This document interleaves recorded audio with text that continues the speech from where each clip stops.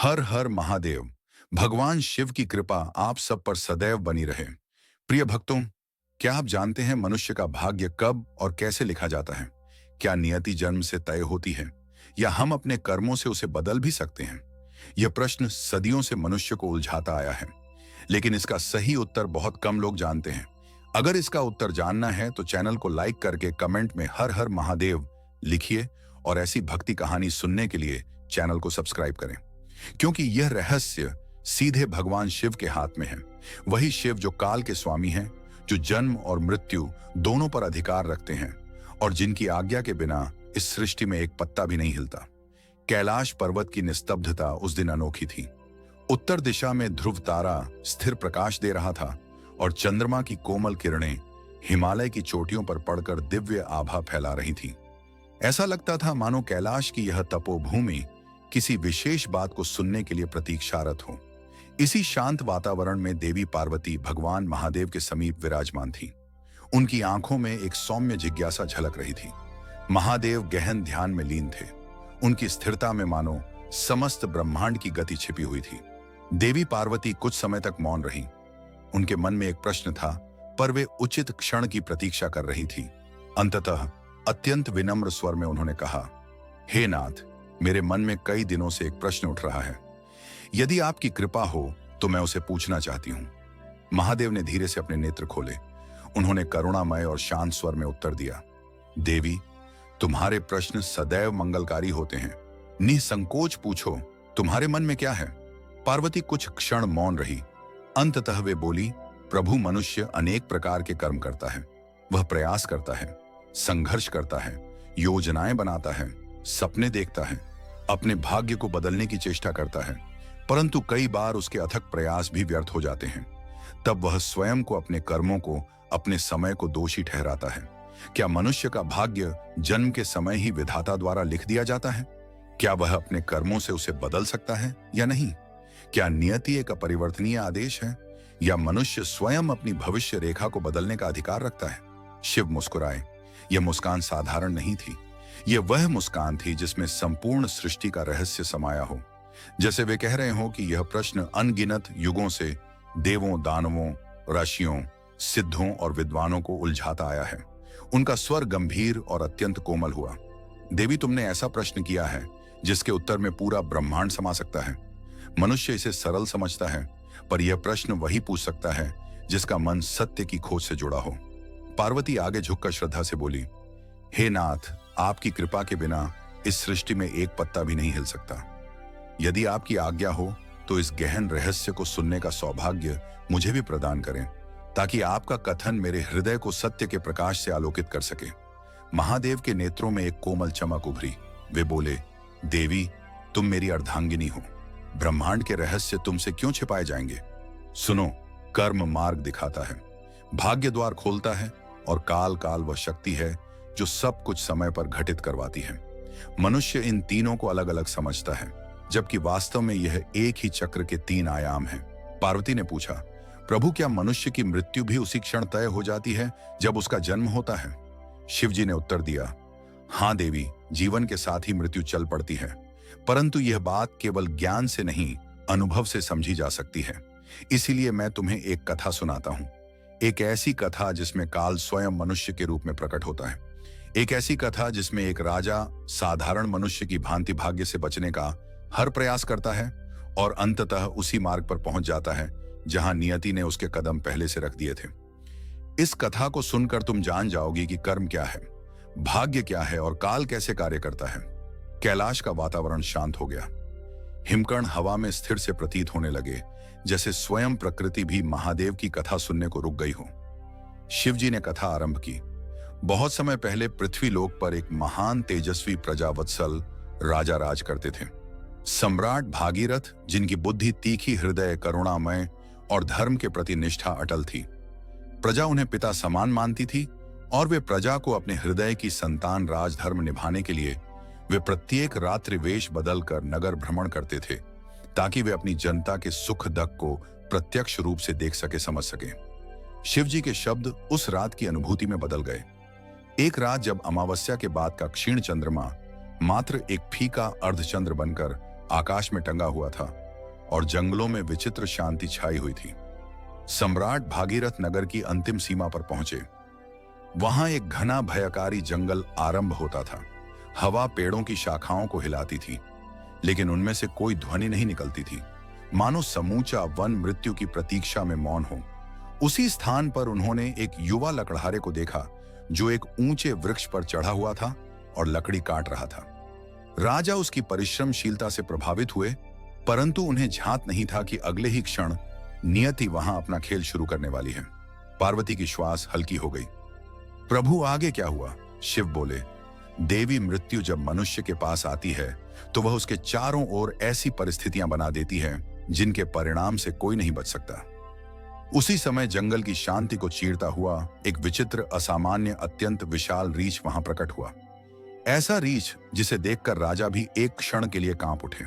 शिवजी ने आगे कहा, देवी नियति का पहला संकेत उसी क्षण प्रकट हुआ जब उस घने जंगल की अजीब चुप्पी को चीरते हुए एक असामान्य विशालकाय भयावह रीछ भागीरथ के सामने प्रकट हुआ। वह रीछ साधारण न था। उसकी आंखों में असुरों सा उग्र लाल रंग नहीं, बल्कि एक खाली शून्य सा अंधकार था, जैसे मृत्यु स्वयं उसकी आंखों में बसेरा करके बैठ गई हो। उसका शरीर इतना विशाल था कि पेड़ की शाखाएं उसके वजन से कांपने लगी, परंतु उसकी चाल में ऐसी फुर्ती थी कि कोई भी जीव सृष्टि देखकर हतप्रभ रह जाए। सम्राट भागीरथ ने अनेक युद्ध देखे थे, अनेक दानवों का सामना किया था, परंतु ऐसा जीव उन्होंने कभी नहीं देखा था। वे तुरंत वृक्ष के पीछे छिप गए, क्योंकि उन्हें महसूस हुआ यह जीव सामान्य नहीं, इसमें कुछ ऐसा है जो प्रकृति की सीमाओं से बाहर है। देवी पार्वती ने धीमे स्वर में पूछा, प्रभु, क्या वह रीछ उसी क्षण अपने वास्तविक रूप का संकेत दे रहा था? शिव बोले, हां देवी, काल जब किसी प्राणी की मृत्यु तय कर देता है तो वह अपने रूपों को बदलने में नहीं हिचकिचाता। वह परिस्थिति का स्वामी होता है। वह समय का अनुचर नहीं, समय उसका अनुचर होता है। अब कथा में प्रवाह और गहरा हुआ। लकड़हारा उस समय वृक्ष पर चढ़कर लकड़ी काट रहा था। उसका जीवन साधारण था। परिश्रम, पसीना, सांसारिक चिंताएं, परिवार की भूख और रोज की मेहनत। उसे क्या झांत था कि उस रात उसका अंतिम क्षण उसके ऊपर मंडरा रहा है। नियति जब चलती है तब वह मनुष्य के श्रम, थकान, भविष्य, आशाएं किसी को नहीं देखती। वह केवल अपने कार्य को पूरा करती है। वह भयानक रीछ एक झटके में उसी पेड़ पर चढ़ने लगा। देवी पार्वती ने तुरंत कहा, प्रभु, इतना बड़ा रीछ तो कभी पेड़ पर नहीं चढ़ सकता। शिव ने गर्दन हिलाई। यही तो संकेत था देवी। जब प्रकृति के नियम टूटते दिखे तो समझ लेना चाहिए कि वहां कोई अदृश्य शक्ति काम कर रही है। वही शक्ति उस समय भी सक्रिय थी। लकड़हारा रीछ को अपनी ओर तेजी से चढ़ते देखकर भय से कांपने लगा। उसके हाथों से कुल्हाड़ी लगभग छूट ही गई। वह जोर से चिल्लाने की भी कोशिश करता, किंतु भय ने उसके स्वर को गले में ही रोक दिया। तभी उसका पैर फिसला और वह ऊंचाई से नीचे गिर पड़ा। उसके गिरते ही उसके प्राण उसी क्षण शरीर से निकल गए, जैसे मृत्यु उसके गिरने से पहले ही उसके पीछे खड़ी हो। शिव ने शांत किंतु स्पष्ट स्वर में कहा, और यही बात संसार नहीं समझ पाता देवी। मनुष्य अपने जीवन में केवल दिखने वाले कारण देखता है। वह नहीं देख पाता कि अदृश्य जगत में क्या घट रहा है।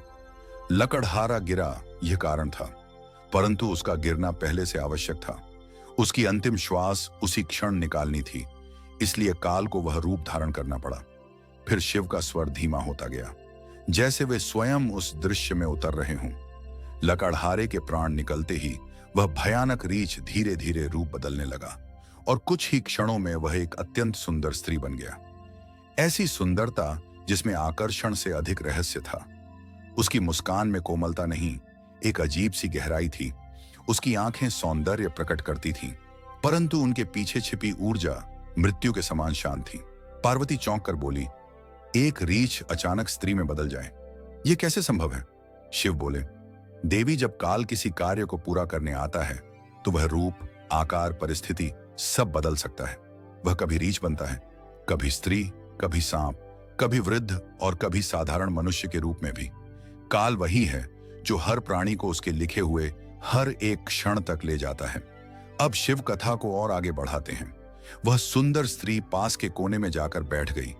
उसके चेहरे पर ऐसा भाव था जैसे वह किसी की प्रतीक्षा कर रही हो, पर उसकी प्रतीक्षा प्रेम की नहीं, नियति की थी। उसी समय दो सिपाही वहां से गुजरे। दोनों सगे भाई थे। जैसे ही छोटे भाई ने उस स्त्री को देखा, वह तुरंत मोहित हो गया। उसका हृदय धड़कने लगा, उसकी आंखें चमक उठी और उसका मन बोला, यही स्त्री मेरी पत्नी बनेगी। बड़ा भाई भी उसकी सुंदरता के प्रभाव में आ गया। उसने भी उसी क्षण यह दावा कर दिया, मैं बड़ा हूं, अधिकार मेरा है। देवी ने धीरे से कहा, कामना कई बार मनुष्य की बुद्धि को बांध लेती है ना प्रभु? शिव बोले, देवी, मनुष्य की दृष्टि जहां आकर्षित होती है, उसका विवेक वहीं समाप्त हो जाता है। काल को यही चाहिए था, विवेक का क्षय। विवेक ना रहे तो मृत्यु के मार्ग स्वयं खुल जाते हैं, और यही हुआ। दोनों भाई आपस में बहस करने लगे। फिर उन्होंने निर्णय लिया कि स्त्री से ही पूछ लेते हैं। वे उसके पास पहुंचे और बड़े भाई ने पूछा, देवी आप कौन हैं? कहां से आई हैं? यहां क्या कर रही हैं? वह स्त्री धीमी मधुर आवाज में बोली, मेरा नाम रूपा है, मैं अपने योग्य वर की तलाश में जंगल से गुजर रही हूं। उसकी मुस्कान में ऐसा सम्मोहन था कि दोनों भाई तुरंत उसके शब्दों में फंस गए। छोटे भाई ने उत्साह से कहा, तो फिर मुझे स्वीकार करिए, मैं आपको विवाह हेतु उपयुक्त हूं। बड़ा भाई बोला, नहीं, पहले मैंने देखा है, अधिकार मेरा है। स्त्री ने एक हल्की सी रहस्यमयी मुस्कान के साथ कहा, यदि ऐसा है तो तुम दोनों में से जो अधिक शक्तिशाली होगा, मैं उसी को स्वीकार करूंगी। यह निर्णय मेरा नहीं तुम्हारा होगा। बस फिर क्या था, दोनों भाई अपने ही अहंकार में डूबकर एक दूसरे पर टूट पड़े। तलवारें खींच गईं, शाखाएं कांप उठी। जंगल में पहले बार ध्वनि फैली, ध्वनि संघर्ष की, मृत्यु की। कुछ ही क्षणों में दोनों ने एक दूसरे को घातक चोट पहुंचाई। छोटे भाई ने बड़े के पेट में तलवार घोंप दी, बड़े भाई ने उसकी गर्दन काट दी। दोनों वहीं तड़प तड़प कर मर गए, और उस स्त्री ने, जो वास्तव में काल थी, एक जोरदार ठहाका लगाया। वह ठहाका जंगल की निस्तब्धता को चीर गया, जैसे मृत्यु स्वयं प्रसन्न हो रही हो कि उसने दो और जीवन अपने समय पर समाप्त कर दिए। देवी पार्वती की आंखों में भय और करुणा दोनों थे।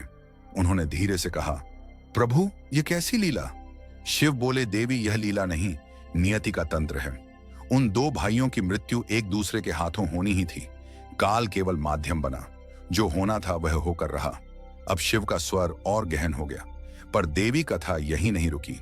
काल अब अपना तीसरा रूप धारण करने वाला था, और सम्राट भागीरथ, जो दूर खड़े यह सब देख रहे थे, उस रहस्य का पीछा करते करते अब एक और खाई के किनारे पहुंचने वाले थे। नियति की दूसरी परत पर कैलाश पर्वत की वायु में शिवजी की कथा का प्रवाह धीरे धीरे और गंभीर होता जा रहा था। देवी पार्वती, जिनके नेत्र पूरी तरह कथा में डूब चुके थे, सम्राट भागीरथ के साथ साथ चलती प्रतीत हो रही थी। जंगल की वह रात, वह ठंडी हवा, वह घना अंधकार और मृत्यु का वह भयानक खेल, सब अब उनके सामने स्पष्ट दिख रहा था। उन्होंने धीमे स्वर में पूछा, नाथ, उस स्त्री जो वास्तव में काल थी, उसके जाने के बाद राजा ने क्या किया? क्या वे भयभीत होकर लौट गए? शिवजी ने शांत किंतु गंभीर स्वर में कहा, नहीं देवी, राजा भागीरथ अत्यंत धैर्यवान और सत्य के खोजी थे। उनके हृदय में भय से अधिक जिज्ञासा थी। यह प्राणी कौन है? क्यों इतनी मृत्यु उसके पीछे चलती है? यह किस शक्ति का रूप है? उन्होंने यह तय कर लिया था कि चाहे जो हो जाए, वे उस रहस्य का पीछा करेंगे। इसके बाद शिव कथा में गहराई से उतरते गए। जैसे ही वह स्त्री दो भाइयों की मृत्यु का तमाशा छोड़कर जंगल की ओर बढ़ी, राजा कुछ दूरी बनाकर उसके पीछे चल पड़े। वन के भीतर गहराई तक जाते हुए हवा और भी ठंडी हो गई। पेड़ों की शाखाएं हवा में ऐसे हिल रही थीं, जैसे किसी अदृश्य शक्ति को प्रणाम कर रही हो। चंद्रमा के प्रकाश में वह स्त्री कभी दिखाई देती, कभी ओझल हो जाती। राजा सावधानी पूर्वक उसके पीछे चलते रहे, और तभी अचानक वही स्त्री उनके सामने फिर से अपना रूप बदलने लगी। देवी पार्वती का ध्यान और गहरा गया। उन्होंने कहा, प्रभु, फिर उसने कौन सा रूप लिया? शिव बोले, देवी, इस बार वह स्त्री एक लंबा विशैला, अत्यंत भयावह नाग बन गई। उसका शरीर काला था, काला, परंतु उसमें एक विचित्र चमक थी, जैसे अंधकार भी उसके आगे किसी प्रकाश की प्रतीक्षा कर रहा हो। उसकी जीभ बार बार बाहर आ रही थी, और उसकी हर फुफकार में ऐसे कंपन थे जैसे स्वयं मृत्यु हवा में मिलकर गूंज रही हो। कथा और गहरी होती गई। नाग धीरे धीरे सरकता हुआ नदी की ओर बढ़ने लगा। राजा भी उसके पीछे। नदी के किनारे पहुंचते ही चांदनी पानी की सतह पर ऐसे गिर रही थी जैसे किसी ने चांदी की परत बिछा दी हो। उसी नदी में एक नाव चल रही थी।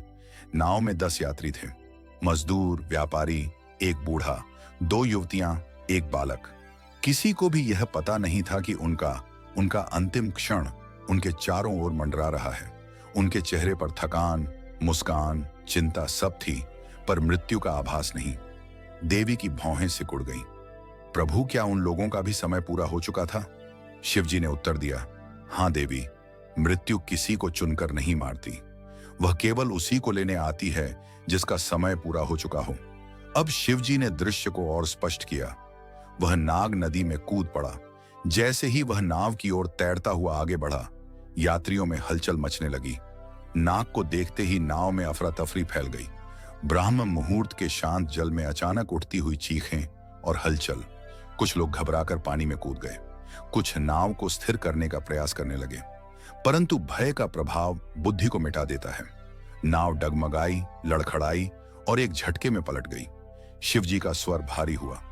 जो तैरना जानते थे वे किसी तरह तट की ओर बढ़ गए, परंतु वृद्ध बालक और वे यात्री जो तैर नहीं सकते थे, वे जल में डूबकर मर गए।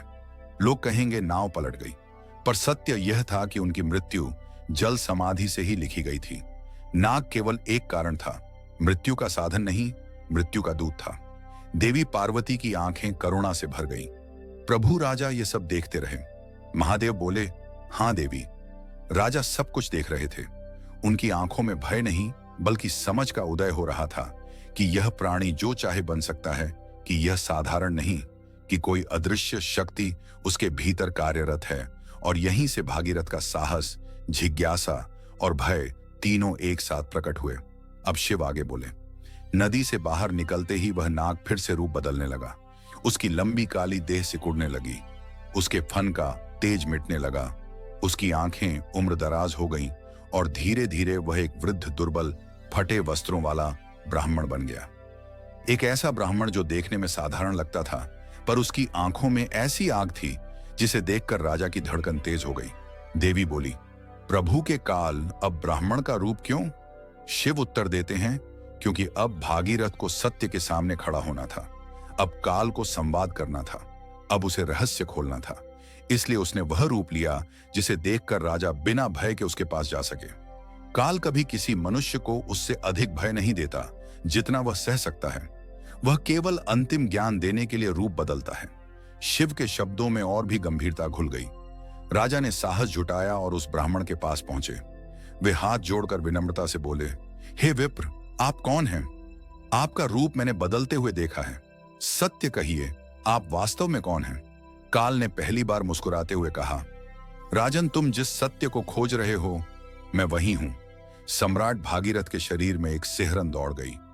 उनकी उंगलियों में पकड़ी तलवार अनायास ही और कसकर जकड़ गई, पर साथ ही उनके मन का संकल्प भी दृढ़ हो गया।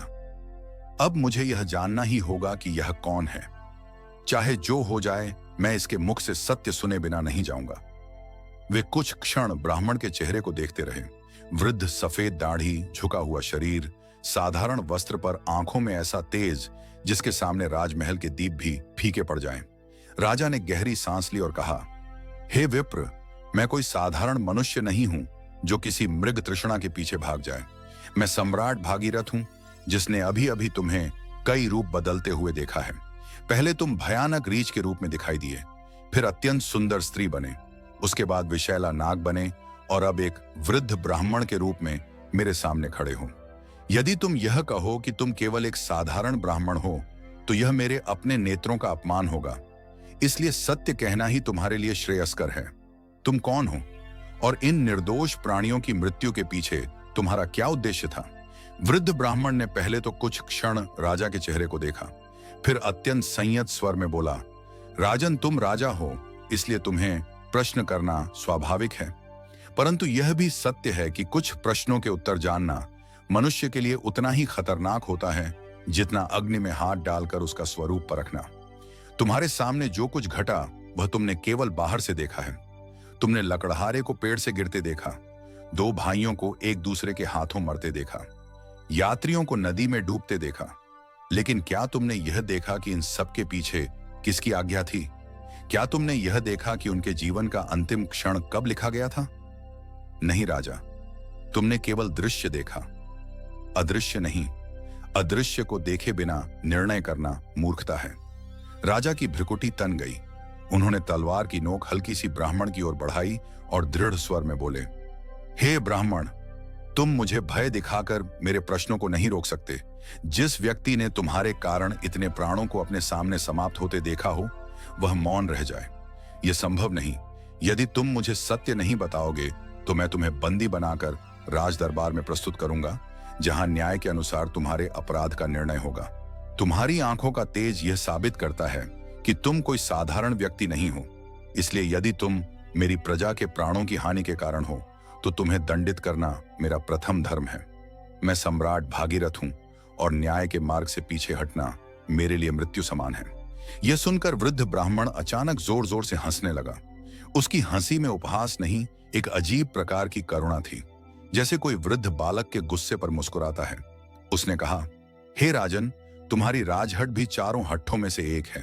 राजहट, बालहट, स्त्री हट और योगी हट, ये चारों संसार में अत्यंत प्रबल माने गए हैं। आज तुम राजहट पर अड़े हो कि सत्य जाने बिना नहीं जाओगे। ठीक है, मैं तुम्हें सत्य बताता हूं, पर याद रखना, एक बार यह रहस्य तुम्हारे भीतर उतर गया तो तुम मृत्यु को पहले जैसा कभी नहीं देख पाओगे। तुम जान लोगे कि जीवन असल में क्या है और मृत्यु किसके आदेश से आती है। तुम जान लोगे कि भाग्य कैसे लिखा जाता है और यह भी कि मनुष्य उससे क्यों नहीं बच पाता। यदि तुम तैयार हो तो सुनो, मैं कौन हूं। राजा ने तलवार थोड़ा नीचे कर ली, पर उसका हाथ अभी भी मजबूत था। उन्होंने गंभीर स्वर में कहा, मैं तैयार हूं। हे अजाने प्राणी, सत्य जितना भी कठोर हो, मैं उसे सुनने के लिए तैयार हूं। बस यह जानना चाहता हूं कि क्या संसार में कोई शक्ति ऐसी है जो मेरे प्राणों, मेरे भाग्य और मेरी मृत्यु पर अधिकार रखती है। तब वह वृद्ध ब्राह्मण कुछ क्षण के लिए सीधे खड़ा हुआ। उसकी झुकी हुई कमर तन गई। उसके नेत्रों का तेज और भी प्रखर हो गया। उसने वातावरण को चीरते हुए परंतु अत्यंत शांत स्वर में कहा, राजन, मैं कोई साधारण ब्राह्मण नहीं, मैं काल हूं।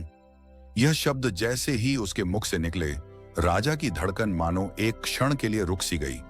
काल शब्द उनके कानों में गूंजा, उनके मन में गूंजा, उनके रोम रोम में गूंजा। वे कुछ क्षण के लिए यह भी भूल गए कि वे कहां खड़े हैं। उनके सामने खड़ा यह दुबला पतला वृद्ध व्यक्ति, जो अभी तक केवल एक चमत्कारी प्राणी प्रतीत हो रहा था, अब अचानक उस शक्ति का प्रतीक बन गया जिसे आज तक कोई नहीं जीत पाया। सम्राट भागीरथ कांपते हुए स्वर में बोले, तुम काल मृत्यु के अधिपति, जो सभी प्राणियों को एक दिन अपने साथ ले जाता है। ब्राह्मण रूपी काल ने शांत भाव से उत्तर दिया, नहीं राजन, मैं मृत्यु नहीं हूं, मैं केवल मृत्यु का दूत हूं। मृत्यु का अधिपति तो स्वयं महादेव हैं, जिनकी जटाओं में समय भी बांधा हुआ है। मैं तो केवल वह हूं जो महादेव की आज्ञा से, धर्मराज के आदेश से उन प्राणियों के पास जाता हूं जिनके जीवन का समय पूर्ण हो चुका होता है। मैं तुम्हें सच बताता हूं, जब कोई प्राणी माता के गर्भ में आता है, उसी क्षण उसका जन्म ही नहीं, उसकी मृत्यु भी तय हो जाती है। उसी समय उसका जीवन कितना होगा, वह कहां जन्म लेगा, किस प्रकार जिएगा और किस प्रकार मरेगा, यह सब लिख दिया जाता है। मनुष्य जिस शरीर में आता है, उसी शरीर से एक दिन बाहर भी जाएगा, और जब वह समय आता है तब मुझे आदेश मिलता है, अब जाओ अमुक प्राणी के प्राण ले आओ। तब मैं मनुष्य लोक में उतरता हूं। रास्ता मैं नहीं चुनता, मार्ग पहले से तय होता है। मुझे केवल इतना करना होता है कि उस प्राणी को उस स्थान, उस समय और उस परिस्थिति तक पहुंचा दूं जहां उसकी मृत्यु लिखी गई है। बस इतना ही मेरा कार्य है। राजा भागीरथ अब तक जो कुछ देख चुके थे वह केवल चमत्कार लग रहा था, पर अब बातें किसी गहरे विज्ञान की तरह सुनाई दे रही थी, एक अदृश्य व्यवस्था की तरह जिसमें कोई गलती नहीं होती। उन्होंने थोड़ी हिम्मत जुटाकर पूछा, हे काल, यदि ऐसा है तो तुम्हारा अपराध कहां है? लकड़हारे की मृत्यु पेड़ से गिरकर होनी थी, तो क्या तुमने उसे केवल भय के माध्यम से गिराया? दो भाइयों की मृत्यु एक दूसरे के हाथों होनी थी, तो तुमने स्त्री बनकर उनके भीतर कामना और अहंकार जगा दिया। और नाव के यात्री, क्या उनकी मृत्यु भी पहले से ही जल में डूबने से लिखी गई थी? क्या तुम्हारी लीला केवल कारण रचने की है? काल ने धीमे से मुस्कुराकर कहा, राजन, तुमने ठीक समझा। संसार के लोग हमेशा यह देखते हैं कि कैसे मरे, लेकिन कोई यह नहीं सोचता कि कब और किसके आदेश से। लकड़हारा पेड़ से गिरकर मरा। लोग कहेंगे उसकी लापरवाही थी, उसका संतुलन बिगड़ गया, वह सावधान नहीं था। परंतु सत्य यह है कि उस क्षण उसकी अंतिम सांस पूरी हो चुकी थी। यदि मैं रीछ न बनता तो शायद कोई और कारण होता, पर उसके प्राण उसी समय निकलने थे। दो भाई एक दूसरे से लड़कर मरे। लोग कहेंगे काम, ईर्ष्या और अहंकार के कारण वे मरे, परंतु उनकी मृत्यु एक दूसरे के हाथों ही होनी थी। इसीलिए मुझे एक आकर्षक स्त्री का रूप लेना पड़ा और नाव के यात्री वे जल में डूबकर मरने के लिए ही जन्मे थे। उनकी मृत्यु जल समाधि से ही तय थी। मुझे केवल इतना करना था कि उनकी नाव के चारों ओर भय का वातावरण बना दूं। बाकी उनका भय ही उनकी मृत्यु का कारण बन गया। राजा अब भीतर तक कांप गए थे। उन्होंने धीरे से पूछा, तो क्या मनुष्य का भाग्य कभी नहीं बदल सकता? क्या उसके सारे प्रयत्न व्यर्थ हैं? क्या वह केवल कठपुतली की तरह जी रहा है? काल ने अत्यंत गंभीर परंतु करुणामय स्वर में कहा, राजन नहीं, ऐसा भी नहीं है। मनुष्य के हाथ में उसके कर्म हैं और कर्म ही उसकी आत्मा को शुद्ध या अशुद्ध बनाते हैं। भाग्य दो स्तर पर काम करता है। एक वह जो पिछले जन्मों के कर्मों का फल लेकर आता है और दूसरा वह जो इस जन्म के कर्मों से बनता है।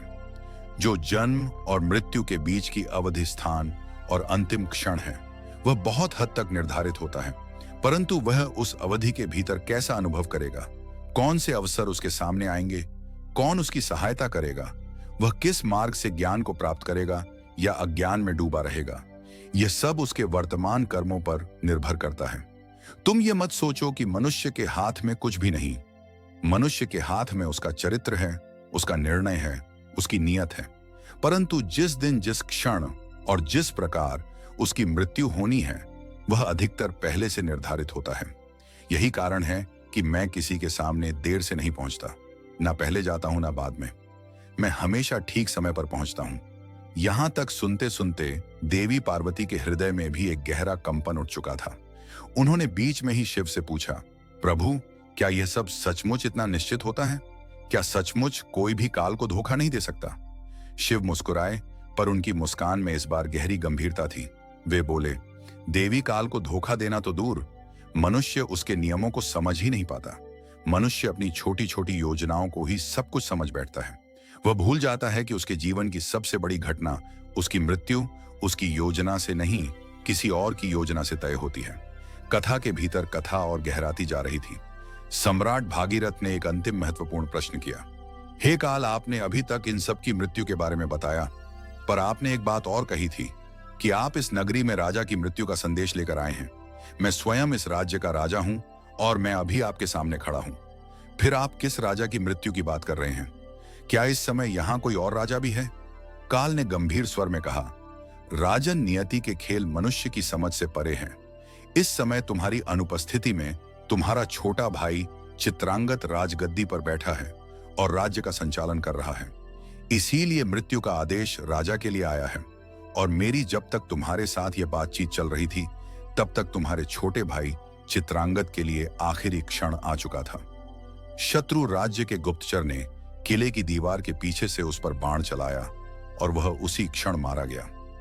राजन, तुम्हारा भाई इस समय मृत्यु को प्राप्त हो चुका है। राजा के पैरों तले जमीन खिसक गई। उन्होंने तलवार छोड़ दी। उनका शरीर पसीने से भर गया। आंखों के सामने अंधेरा छा गया।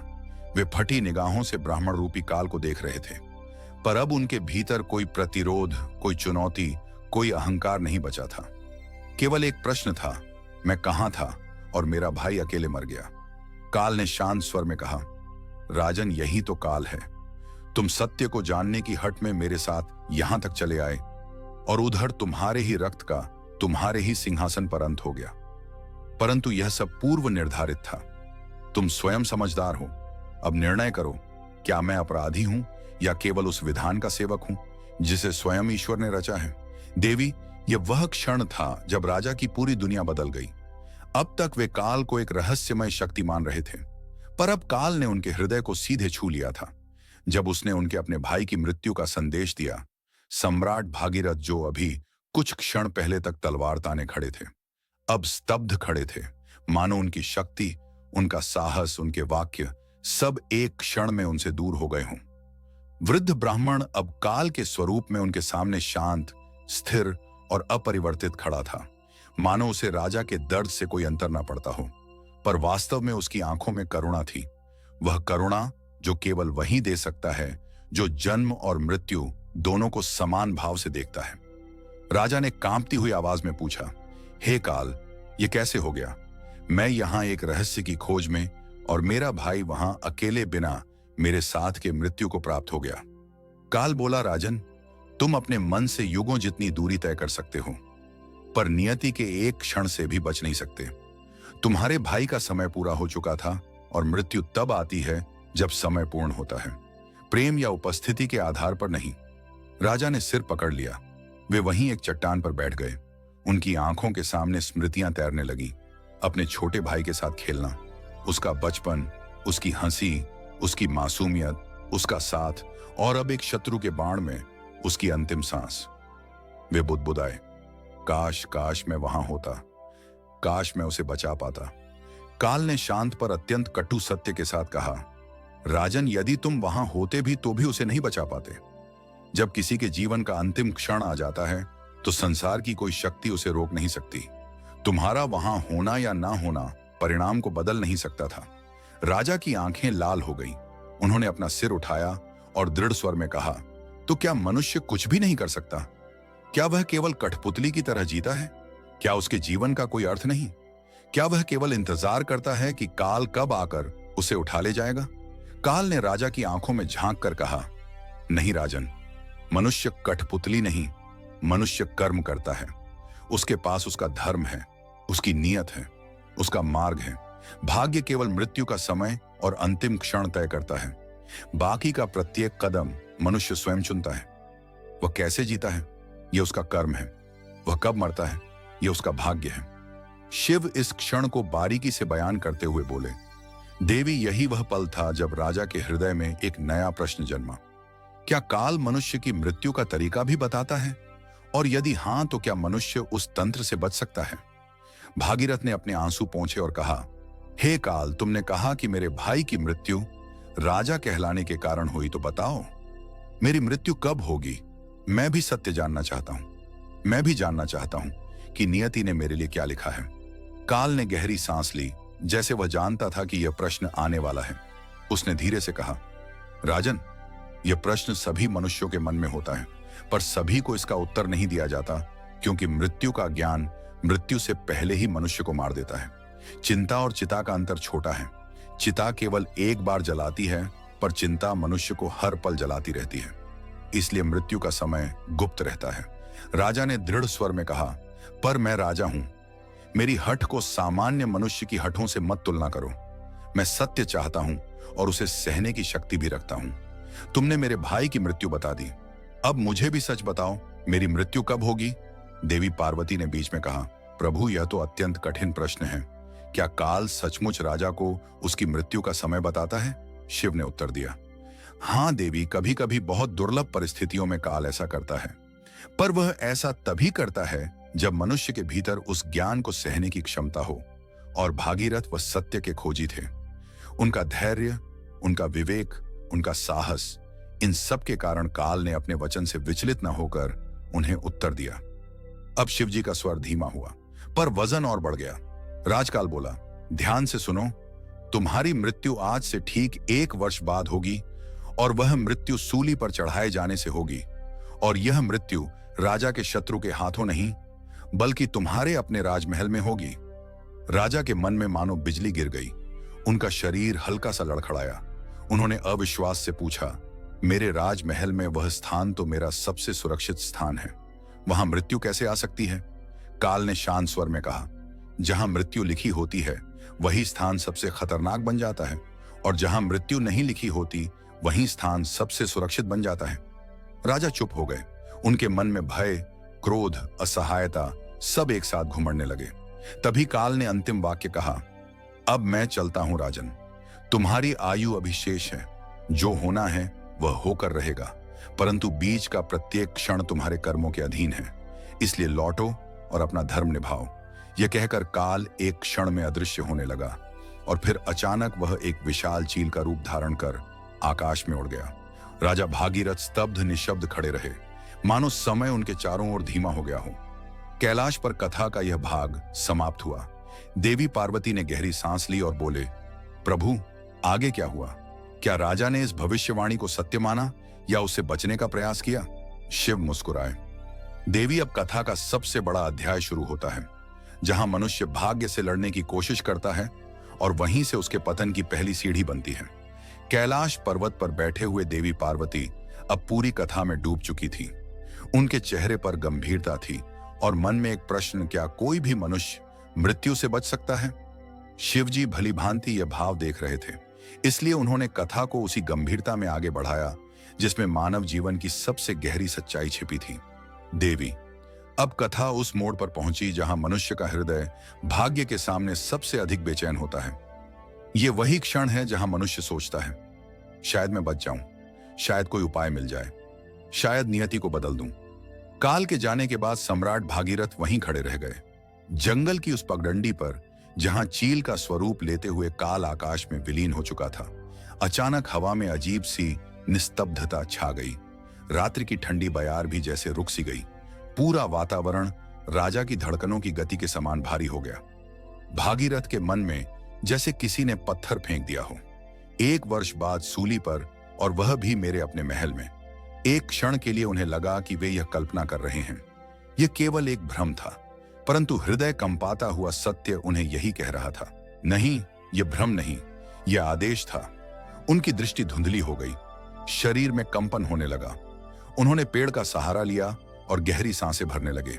राजा होने के कारण उन्होंने युद्धों, षड्यंत्रों, शत्रुओं और असंख्य संकटों का सामना किया था, पर मृत्यु के सीधे सम्मुख होने का यह पहला अवसर था। कुछ समय तक वे मौन खड़े रहे, फिर अचानक उन्हें महल का स्मरण हुआ। उनका छोटा भाई चित्रांगद काल के अनुसार वह इस क्षण मर चुका था। राजा भागीरथ की आंखों से प्रथम बार बिना नियंत्रण के आंसू बह निकले। वे दौड़ पड़े अपनी पूरी शक्ति से। जंगल, रास्ते, पत्थर, उबड़ खाबड़ जमीन, कुछ भी उन्हें रोक नहीं पाया। उनका हृदय चिल्ला रहा था, मैं अपने भाई के अंतिम क्षण में उसके पास नहीं था। मैं सत्य की खोज में था और मेरा अपना रक्त अकेला मर गया। शिवजी ने इस क्षण को गहरे भाव से शब्द दिए। देवी, यह वही दर्द था जो हर मनुष्य को तब होता है जब वह समझता है कि वह किसी अपने की मृत्यु से नहीं, बल्कि अनुपस्थिति से अधिक घायल होता है, और राजा भी इसी अनुपस्थिति से टूट चुके थे। राजा भागीरथ जैसे तैसे महल पहुंचे। महल में शोक की घंटियां बज रही थीं। सेनापति, मंत्री, सैनिक, सबके चेहरों पर बेचैनी थी। जब वे महल में प्रवेश करते हुए दरबार की ओर बढ़े तो पूरा राजमहल जैसे स्तब्ध हो गया, क्योंकि सबको यह गलतफहमी थी कि राजा कमरे में विश्राम कर रहे हैं। दरबार में उनका छोटा भाई चित्रांगद अब शांत, निर्जीव, शीतल पड़ा था। उसके शरीर पर बाण का घाव लाल था, पर आंखों पर सफेद कपड़ा था। भागीरथ उसके पास बैठ गए और उसका हाथ पकड़कर फूट पड़े। उनके आंसू उसके बेजान हाथ पर गिरते रहे, पर कोई प्रतिक्रिया नहीं। यह वही क्षण था जिसने राजा के भीतर 2 आग जला दी, भाई का शोक और अपनी मृत्यु का भय। अब कथा का एक और गहरा अध्याय शुरू होता है। चित्रांगद का अंतिम संस्कार उसी रात हुआ। राजा पूरे संस्कार के दौरान मौन रहे। उनका मन केवल 2 वाक्य दोहरा रहा था।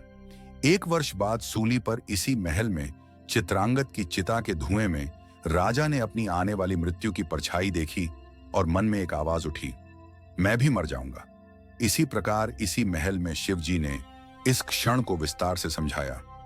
देवी, मनुष्य की सबसे बड़ी भूल यह है कि वह मृत्यु के भय से ही मृत्यु को तेज कर देता है। राजा भागीरथ भी इसी भूल की ओर बढ़ रहे थे। अगले दिन राजा ने दरबार बुलाया। उनके चेहरे पर रात भर की जागरण वाली बेचैनी थी। वह पहले जैसे राजा नहीं दिख रहे थे।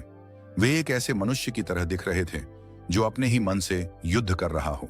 उन्होंने मंत्रियों से कहा, हे सभासदों, मेरी मृत्यु आज से ठीक 1 वर्ष बाद सूली पर इसी महल में होनी लिखी गई है। मैं उस मृत्यु को टालना चाहता हूं। आप लोग कोई ऐसा उपाय बताइए जिससे महल में सूली का अस्तित्व ही ना रहे। मंत्रीगण सहम गए। राजा का यह आदेश किसी बच्चे की हठ नहीं था, यह भय था, एक गहरी कचोटती हुई चिंता। उनमें से एक अनुभवी मंत्री आगे आए और बोले, महाराज, यदि मृत्यु सूली पर चढ़ाए जाने से होनी है तो राजमहल में सूली रहेगी ही क्यों? हम समूचे राज्य में सूली, भाले, त्रिशूल, चाकू, कतार, सब नुकीली वस्तुओं पर प्रतिबंध लगा देते हैं। राजधानी को पूरी तरह इन वस्तुओं से शुद्ध कर देंगे। तब आप सूली पर कैसे चढ़ाए जा सकेंगे? राजा ने तुरंत सहमति जताई। हाँ, यही उपाय है। यदि सूली नहीं होगी तो मृत्यु का मार्ग रुक जाएगा। और उसी क्षण आदेश जारी कर दिए गए। राज्य भर के हथियार छित किए जाएं, नुकीली वस्तुएं गलाकर नष्ट की जाएंगी, महल के किसी भी कोने में सुई तक न बचे। मंत्रियों ने यह काम युद्ध जैसी तत्परता से शुरू किया। राजा भागीरथ को लगा कि उन्होंने मृत्यु को एक छोटे से कदम से मात दे दी है। उनके भीतर उम्मीद की एक लौ जली, पर शिवजी ने इस भ्रम को स्पष्ट किया। देवी मनुष्य हमेशा यही सोचता है कि उसने काल को धोखा दे दिया है, पर काल को धोखा देना ऐसा ही है जैसे सूर्य के सामने दीपक जलाकर यह सोचना कि सूर्य का प्रकाश रुक जाएगा। दिन बीतते गए, महीने बीतते गए और राजा का भय धीरे धीरे बढ़ने लगा। वे रातों को सो नहीं पाते थे। महल की दीवारें उन्हें सूली की सूरत लगने लगी। बिस्तर पर लेटते ही उन्हें लगता, क्या आज मेरा अंतिम दिन है? क्या काल छिपा बैठा है? महल में कदमों की आहट भी उन्हें भयभीत कर देती थी। और देवी पार्वती ने पूछा, प्रभु क्या तब राजा ने भाग्य को और धोखा देने का प्रयत्न किया? शिवजी मुस्कुराए, हाँ देवी, मनुष्य एक उपाय से नहीं रुकता। जब एक उपाय विफल होता दिखता है, वह दूसरा ढूंढता है और फिर दूसरा, और यही क्रम उसे विनाश के करीब ले जाता है। आने वाला भाग राजा का महल से भागना, अपने ही राज्य में भिखारी बनकर छुपना और उसी छिपने के दौरान मृत्यु के जाल में फंस जाना, यही कथा का निर्णायक भाग है। समय रुकता नहीं, चाहे मनुष्य कितना ही भयभीत क्यों ना हो। यह सत्य राजा भागीरथ हर दिन महसूस कर रहे थे। जैसे जैसे वह निर्धारित 1 वर्ष पूरा होने के निकट आता जा रहा था, वैसे वैसे उनके भीतर अशांति, बेचैनी और एक अजीब सा खालीपन बढ़ता जा रहा था। उन्होंने नुकीले हथियारों पर प्रतिबंध लगा दिया। सूली, भाले, चाकू, कतार, यहां तक कि महल में सामान्य सुई तक रखने पर रोक लगा दी। पर मृत्यु का भय केवल वस्तुओं से नहीं जाता, वह मन की गहराइयों में बैठ जाता है। दिन के समय वे दरबार में उपस्थित रहते, निर्णय लेते, राज्य चलाते, पर भीतर से वे हर पल अपने समय को गिनते रहते। अब 8 महीने बचे हैं, अब 6, अब 3, अब 1। जैसे जैसे समय समीप आता गया, उनके राजसी वस्त्र, राज सिंहासन, विशाल महल की ऊंची ऊंची दीवारें, सब उन्हें किसी अदृश्य सूली की तरह लगने लगे। रात में अचानक चौंक कर उठ जाते। ठंडी सांसों में उन्हें लगता मानो कोई अदृश्य हाथ उनके कंधे पर आकर रख दिया गया हो और कानों में धीमे से कह रहा हो, मैं आ रहा हूं राजन तुम्हारे लिए।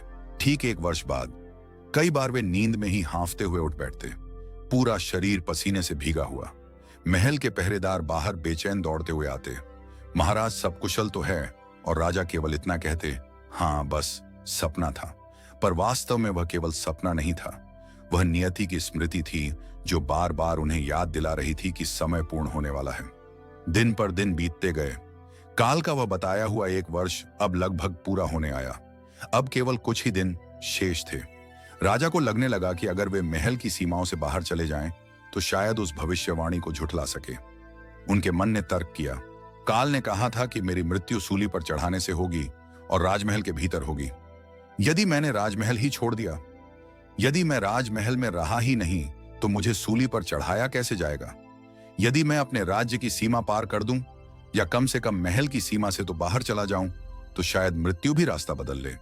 यही सोचते सचते वह दिन भी आ गया जिसके अगले दिन भविष्यवाणी के अनुसार उनकी मृत्यु होनी थी। सारा दिन वे बेचैन रहे, किसी से आंख नहीं मिला पाए। दरबार में औपचारिक रूप से उपस्थित हुए भी तो उनके चेहरे पर एक अजीब सी उदासी और खोया खोया सा भाव था, जैसे मन में बहुत बड़ा बोझ लिए बैठे हों। शाम ढली, रात आई। महल के गलियारों में दीपों की लौ धीमी हो गई और पहरेदारों की पदचाप ही बस एकमात्र ध्वनि रह गई। उस रात उन्हें लगा कि यदि वे आज महल में सो गए तो शायद सुबह कभी देख ही नहीं पाएंगे। उनका हृदय स्वयं से कहने लगा, भागीरथ, यदि तुम सच में जीना चाहते हो तो इस महल से अब भी निकल जाओ। काल से सामना करने से बेहतर है उससे 1 कदम पहले निकल जाओ। तुम राजा हो पर पहले मनुष्य हो, अपनी जान बचाना स्वाभाविक है। अनेक विचारों के बीच एक विचार ने जोर पकड़ा। उन्होंने निर्णय ले लिया, आज की रात वे महल में नहीं रुकेंगे। आधी रात के समय, जब रात्रि का 3रा प्रहर चल रहा था और नींद का बोझा पूरे नगर पर भारी था, राजा ने अपने राजसी वस्त्र उतार दिए। उन्होंने एक पुराना फटा हुआ घिसा पिटा चोगा पहना, चेहरे पर कालिक मल्लली, बालों को अस्त व्यस्त कर लिया और एक साधारण भिखारी जैसा रूप धारण कर लिया। दर्पण के सामने खड़े होकर उन्होंने स्वयं को देखा। अब यह कोई राजा नहीं लग रहा था, यह तो सचमुच एक थका हुआ, गरीब, असहा मनुष्य लग रहा था। एक क्षण को उनके भीतर के राजा ने आवाज दी, तुम क्या कर रहे हो भागीरथ? तुम सम्राट हो, तुम इस तरह भय में भागोगे? पर अगले ही क्षण मृत्यु का भय कहीं अधिक ऊंची आवाज में बोला, राजा रहकर मरना किस काम का? जीवित रहना अधिक आवश्यक है। धीरे धीरे अत्यंत सावधानी के साथ वे अपने कक्ष से निकले। महल के गलियारों में टिमटिमाते दीपक, दीवारों पर पड़ी राजाओं की पुरानी तस्वीरें, सिंहासन कक्ष के विशाल दरवाजे, सैनिकों की दूर से आती हल्की पदचाप, सब उन्हें अंतिम विदाई देते हुए प्रतीत हुए। वे गुप्त मार्ग से, जिसे केवल राज्य परिवार ही जानता था, बाहर निकल आए और कुछ ही समय में महल की ऊंची दीवारों के बाहर नगरी के अंधेरे संकरे रास्तों पर अकेले चल रहे थे। अब ना उनके साथ कोई सेनापति था, ना घोड़ा, ना रथ, ना अनुचर, केवल एक अकेला भिखारी जिसके झोले में कुछ भी नहीं, सिर पर केवल मृत्यु से बचने की चाह और आंखों में अपने ही महल से दूर जाने का एक अजीब सा संतोष। नगर में उस समय गहरा सन्नाटा था। जहां दिन में रौनक होती थी, वहीं रास्ते अब खाली पड़े थे। कहीं कहीं कुत्तों के भौंकने की आवाज कहीं किसी झोपड़ी में से आती, मंद रोशनी कहीं किसी दूर मंदिर की घंटी की बहुत हल्की ध्वनि। बस यही संसार बचा था। राजा चल रहे थे, पर उनकी चाल में कोई निश्चित दिशा नहीं थी। वे सोच भी नहीं पा रहे थे कि जाएंगे कहां। बस इतना जानते थे कि आज की रात उन्हें महल के भीतर नहीं रहना है। कई गलियों से गुजरते हुए वे नगर के एक ऐसे हिस्से में पहुंच गए जहां कारीगर, दर्जी, लोहार, बढ़ई आदि रहते थे। एक छोटे से मकान के सामने उन्हें कोई हल्की रोशनी दिखी, पर भीतर से कोई आवाज नहीं आ रही थी। वे थक चुके थे, उनके पांव अब साथ छोड़ने लगे थे। उन्होंने सोचा, कुछ देर विश्राम कर लूं, सुबह होने तक यहीं ठहर जाता हूं, फिर आगे देखूंगा। यह वही घर था जहां वह दर्जी रहता था, जो राजमहल के लिए विशेष वस्त्र सिलता था। राजा, रानी और राज परिवार के लिए अंदर सब सो चुके थे। केवल कोने में कुछ राजसी वस्त्र तय करके रखे थे, जिन्हें सुबह महल में भेजा जाना था। राजा दरवाजे से भीतर घुसे, धीरे से एक कोने में पुराने कपड़ों के ढेर के पास बैठ गए और देखते ही देखते थकान इतनी हावी हुई कि वे गहरी नींद में चले गए। उन्हें यह भी एहसास ना रहा कि वे कहां हैं। वे केवल इतना जानते थे कि आज की रात वे महल से दूर हैं और शायद मृत्यु से भी। पर नियति अपने सूत बहुत पहले से काट चुकी थी। उसी रात जब अंतिम प्रहर में अंधकार गहरा रहा था, कुछ चोर उसी घर के बाहर आकर रुक गए। उन्हें खबर थी कि यह वही दर्जी का घर है जहां राजमहल के लिए बनाए जाने वाले बहुमूल्य वस्त्र रखते हैं। उनमें से एक फुसफुसाया, आज की रात ही सही है, कल सवेरे यह वस्त्र महल चले जाएंगे। अभी हाथ लग जाए तो हमारी किस्मत बदल सकती है। वे चुपचाप भीतर घुसे, धीरे धीरे चलते हुए। उन्होंने वे बहुमूल्य वस्त्र उठाए और अंधेरे में गायब हो गए। घर के भीतर हल्की सी आहट हुई थी, पर सब गहरी नींद में थे, किसी ने ध्यान नहीं दिया। सुबह जब पहली किरण खिड़की से भीतर आई और दर्जी की पत्नी उठकर काम में लगी, तो उसकी दृष्टि उन वस्त्रों की जगह पर गई जहां रात को राजा रानी के लिए सिलकर रखे गए कपड़े थे। वे वस्त्र वहां नहीं थे। वह घबरा कर चिल्लाई, उठो उठो, वस्त्र गायब हैं, कोई चोरी हो गई। दर्जी हड़बड़ाकर उठा, कमरे में इधर उधर देखने लगा। फिर उसकी निगाह उस कोने की ओर पड़ी जहां पुराने कपड़ों के ढेर के साथ एक आम और साध गहरी नींद में पड़ा हुआ था। फटे मैल कपड़े, चेहरा अजीब। उसे यह व्यक्ति पहले कभी वहां नहीं दिखा था। वह गुस्से से भर उठा, अरे चोर, ये चोरी करके यहीं सो गया। उसने बिना सोचे समझे राजा के बाल पकड़कर उन्हें झकझोर दिया। उठो बदमाश, तूने ही मेरे घर से महल के कपड़े चुराए हैं। राजा अचानक नींद से जागे, समझ नहीं पाए कि क्या हो रहा है। वे कांपते हुए उठे, नहीं मैं तो बस। पर दर्जी ने उनकी एक ना सुनी। उसने उन्हें थप्पड़ मारा। घूंसे मारे पत्नी चिल्लाती रही, इसे जाने मत देना, यह वही चोर है। कुछ ही देर में पड़ोसी भी आ गए। किसी ने बिना कुछ पूछे उन्हें लात मार दी, किसी ने गाली दी, किसी ने कहा, इसे सीधे दरबार में ले चलो, महाराज के वस्त्र चुराए हैं, सजा कठोर होनी चाहिए। किसी ने ध्यान नहीं दिया कि जिसके वस्त्र यह चुरा हुआ बता रहे हैं, वही स्वयं खड़ा है, पर भिखारी के वेश में। राजा भागीरथ अब धीरे धीरे समझ रहे थे कि नियति उन्हें कहां घसीट कर ले जा रही है, पर हर कदम पर उन्हें लग रहा था यह सब तो आकस्मिक है। मेरी गलती से हो गया, शायद अभी कुछ हो जाए और मैं बच जाऊं। उन्हें रस्सियों से बांधा गया, उनके हाथ पीछे की ओर कसकर जकड़ दिए गए और उन्हें पूरे नगर के सामने घसीटते हुए राज दरबार की ओर ले जाया गया। रास्ते भर लोग उन्हें देखकर बातें करते। देखो कितना बड़ा चोर है, राजसी वस्त्र चुराता है, महल की नजर का चोर होगा, अच्छा हुआ पकड़ा गया। कोई कहता इसे तो सूली पर चढ़ा देना चाहिए ताकि दूसरों को सीख मिले। राजा भीतर ही भीतर कांप रहे थे। सूली शब्द जैसे किसी ने उनके सीने पर हथौड़े से मार दिया हो। वही शब्द, वही मृत्यु का संकेत जिससे वे बचने के लिए महल से भागे थे।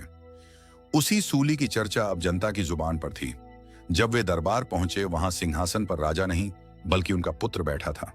भागीरथ की अनुपस्थिति में राजकुमार ही राज सिंहासन संभालता था। वह अब युवा हो चुका था। उसके चेहरे पर गंभीरता, दाढ़ी में हल्की कठोरता और सिंहासन पर बैठने का स्वाभाविक रब आ चुका था। उसे अभी यह झांत नहीं था कि उसका पिता महल से गायब है। वह यही समझ रहा था कि राजा अपने विश्राम कक्ष में है। पहरेदारों ने उस भिखारी नुमा व्यक्ति को, जो वास्तव में सम्राट भागीरथ थे, दरबार के बीचों बीच पटक दिया। दर्जी ने रोते हुए कहा, महाराज, इसने आपके राजसी वस्त्र चुरा लिए। रात को घर में घुस आया, हम सो रहे थे, यह भीतर घुसकर चोरी कर गया। सुबह देखा तो यह हमारे घर में ही सोता मिला। यह निश्चित रूप से चोर है। हमारे घर से तो सब चीजें गायब हैं। राजकुमार ने कठोर दृष्टि से उस भिखारी की ओर देखा। भिखारी का चेहरा गंदगी से ढका था, दाढ़ी बिखरी थी, कपड़े मैले, आंखों में रात भर की थकान और पिटने का दर्द झलक रहा था। किसी भी सामान्य व्यक्ति की तरह राजकुमार ने भी यही समझा कि यह सचमुच कोई चोर है। उन्होंने बिना ज्यादा पूछताछ के आवेश में कहा, राज्य में चोरी, वह भी राजमहल के लिए बनाए गए वस्त्रों की? यह अपराध छोटा नहीं है। ऐसे अपराधी को कठोर दंड मिलना चाहिए ताकि भविष्य में कोई भी महल की मर्यादा के साथ खिलवाड़ करने की हिम्मत न कर सके। सिपाहियों, इसे सूली पर चढ़ा दो। यह शब्द सुनकर राजा भागीरथ के भीतर जैसे दिल फट गया। सूली पर चढ़ा दो, यही तो वह शब्द थे जिससे बचने के लिए वे महल छोड़कर भागे थे, और अब वही शब्द उनके अपने पुत्र के मुख से निकल रहे थे। उन्होंने जोर से चिल्लाकर कहा, नहीं, सुनो, मेरी बात सुनो। मैं चोर नहीं हूं मैं। पर पहरेदारों ने उसके मुंह पर हाथ रख दिया। दरबार के मंत्री, जो राजा की अनुपस्थिति से पहले से चिंतित थे, एक दूसरे की ओर देखने लगे। उनमें से एक वरिष्ठ मंत्री, जिसने वर्षों तक भागीरथ के साथ राजधर्म निभाया था, पास आकर धीरे से राजकुमार से बोला, राजकुमार, दंड देना उचित है, परंतु बिना पूरी जांच पड़ताल किए किसी को सूली पर चढ़ाने का आदेश देना क्या राजधर्म के अनुरूप है? हमें यह भी सोचना चाहिए कि महाराज स्वयं कहाँ हैं और क्या इस व्यक्ति की पहचान पूरी तरह निश्चित है। लेकिन राजकुमार, जो अपने पितृसान राजा की अनुपस्थिति, चोरी और महल की सुरक्षा के अपमान को एक साथ महसूस कर रहा था, कुछ कठोर हो चुका था। उसने क्रोध और अधिकार के मिश्रण के साथ कहा, दारुण अपराधों के लिए दारुण दंड आवश्यक है। महामंत्री, यदि हर अपराधी को केवल जांच के नाम पर छोड़ दिया जाए तो राज्य में कोई भय नहीं बचेगा। मेरे पिता भी यही कहते थे कि राजदंड में दृढ़ता होनी चाहिए।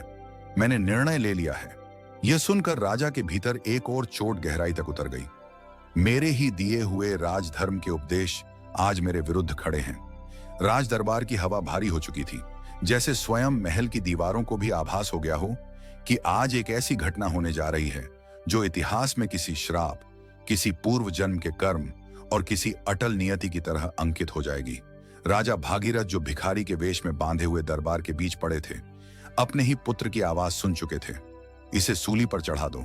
और उनके हृदय पर वह शब्द उतने ही क्रूर पड़े जितनी पहली बार काल ने भविष्यवाणी करते समय उन पर मुंह फेरकर बोला था कि ठीक 1 वर्ष बाद समय के पूर्ण होने पर उन्हें सूली पर चढ़ाकर मृत्यु दी जाएगी, और वह मृत्यु सीधे सीधे राजा के महल में ही घटेगी। वही महल जिससे वे भय के कारण भाग निकले थे अब उनके सामने खड़ा था, और उनके अपने ही पुत्र के मुख से वही शब्द निकल रहे थे जो मृत्यु के द्वार बन चुके थे। राजा चिल्लाना चाहते थे, मैं हूं तुम्हारा पिता, मैं हूं भागीरथ, पर उनके गले में भय की गांठ पड़ गई थी और आवाज उनके भीतर ही कहीं गूंज कर टूटती जा रही थी। तभी दरबार में उपस्थित वरिष्ठ महामंत्री की दृष्टि उस भिखारी की आंखों पर पड़ी। सिर्फ एक क्षण को, पर वह क्षण जैसे समय को चीर गया। उन्हें लगा कि इस व्यक्ति की आंखें वे उन्होंने पहले भी देखी हैं। कोई साधारण व्यक्ति नहीं, कोई सामान्य चोर नहीं। उनमें वर्षों का अनुभव, गहरी बुद्धिमत्ता और राजकीय तेज की झलक थी। मंत्री की भौहें सिकुड़ी। वे धीरे धीरे उस व्यक्ति के पास पहुंचे। झुककर उसके चेहरे को गौर से देखा, फिर धीमे से बोले, तुम कौन हो? क्यों तुम्हारा स्वरूप मुझे विचलित करता है? राजा की आंखों से आंसू फूट पड़े। वे कांपते हुए टूटी हुई आवाज में बोले, महामंत्री, मैं भागीरथ हूं। पर इतनी धीमी आवाज की किसी और ने नहीं सुना, केवल मंत्री ने सुना, और उनके शरीर में जैसे बिजली दौड़ गई। वे तुरंत खड़े हुए राजकुमार की ओर मुड़े और बोले, राजकुमार, एक क्षण रुकिए। मैं इस व्यक्ति को देख रहा हूं। इसके चार ढाल, इसके नेत्र, इसके स्वर, यह किसी साधारण मनुष्य के नहीं है। मैं विनती करता हूं, इसे अभी दंड देने का आदेश ना दें। पहले इसकी पहचान स्पष्ट की जाए। राजकुमार, जो क्रोध और राजधर्म के कर्तव्य के बीच खड़े थे, तिल मिलाए, महामंत्री, यह अपराधी है। मेरे अपने घर से चुराए हुए वस्त्र इसके पास मिले हैं। मैं बिना दंड दिए नहीं छोड़ सकता। मंत्री ने संयत स्वर में कहा, महाराज, जिस व्यक्ति का अपराध सिद्ध ही ना हुआ, उसे सूली पर चढ़ाना न्याय नहीं, अत्याचार कहलाता है। और मैं अपने स्वामी, आपके पिता की अनुपस्थिति को भी लेकर अत्यंत चिंतित हूं। यह भिखारी, उसके चेहरे की रेखाएं, उसका हाव भाव कुछ भी सामान्य नहीं है। मैं आग्रह करता हूं कि एक बार इसे ठीक से देखा जाए। राजकुमार इस तर्क से थोड़े विचलित हुए, परंतु सत्ता का गर्व अभी भी उनके स्वर में था। उन्होंने कहा, ठीक है, यदि आप कहते हैं कि पहचान करना आवश्यक है तो कीजिए, पर यदि यह चोर साबित हुआ तो मैं इसे दोगुना दंड दूंगा। महामंत्री ने धीरे धीरे आगे बढ़कर राजा के चेहरे की कालिख हटाई, उनके बालों को पीछे किया। जैसे ही प्रकाश उनके चेहरे पर पड़ा, वे स्तब्ध रह गए। महाराज, यह शब्द उनके मुंह से स्वतः निकल आया। मंत्री की आंखों से आंसू बह निकले। वे राजा के चरणों में गिर गए। महाराज, आप इस रूप में पूरे दरबार में सनसनी फैल गई। सभी सिपाही उस भिखारी नुमा व्यक्ति को एकटक देखने लगे। राजकुमार की आंखें अविश्वास से फैल गई। उन्होंने एक कदम पीछे लिया। यह मेरे पिता। उन्होंने तुरंत सिंहासन से उतरकर अपने पिता के सामने दौड़ते हुए प्रणाम किया। पिताश्री, मैंने अनजाने में अनुचित आदेश दे दिया। मैंने आपको पहचान ना सका। पर राजा ने हाथ उठाकर उन्हें रोका। उनकी आंखों में पुत्र के प्रति प्रेम था, पर उससे कहीं अधिक भय।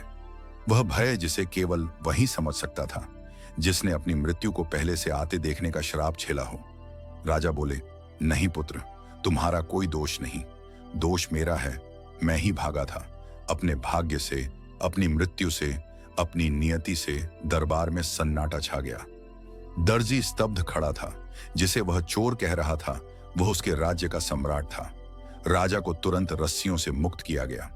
राजकुमार ने उनका हाथ पकड़ा, सिंहासन पर बैठने का आग्रह किया, पर राजा शांत स्वर में बोले, नहीं, आज नहीं।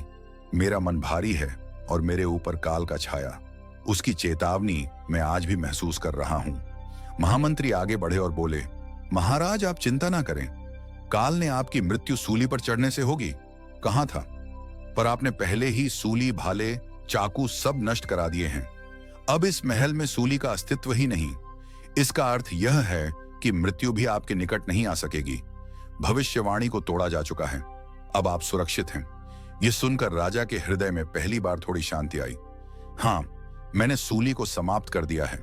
यदि सूली ही नहीं तो मैं कैसे मारा जा सकता हूं?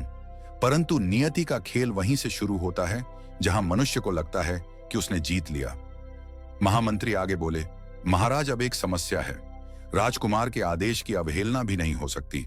उसने दंड सुनाया था सूली पर चढ़ाने का, और राजकुमार के आदेश को शून्य करना राजधर्म के विरुद्ध होगा। परंतु मैं एक उपाय लाया हूं। राजकुमार का आदेश भी पूरा हो जाएगा और आपकी मृत्यु भी नहीं होगी। राजा ने पूछा, कैसा उपाय? महामंत्री ने कहा, हम आपको सूली के स्थान पर सुई की नोक पर बैठा देंगे।